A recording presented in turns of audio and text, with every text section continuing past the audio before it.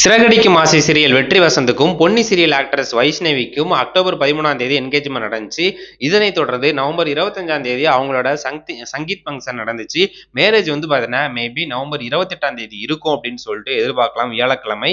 So அவங்க வந்து அதிகாரப்பூர்வமாக அறிவிக்கல. ஏன்னா நேற்று வந்து பார்த்துட்டிங்கன்னா சங்கீத் ஃபங்க்ஷன்னா இன்னைக்கு வந்து மெஹந்தி ஃபங்க்ஷன், நாளைக்கு ஒரு ஃபங்க்ஷன், அதுக்கப்புறம் வந்து பார்த்துட்டிங்கன்னா மேரேஜாக இருக்கும்.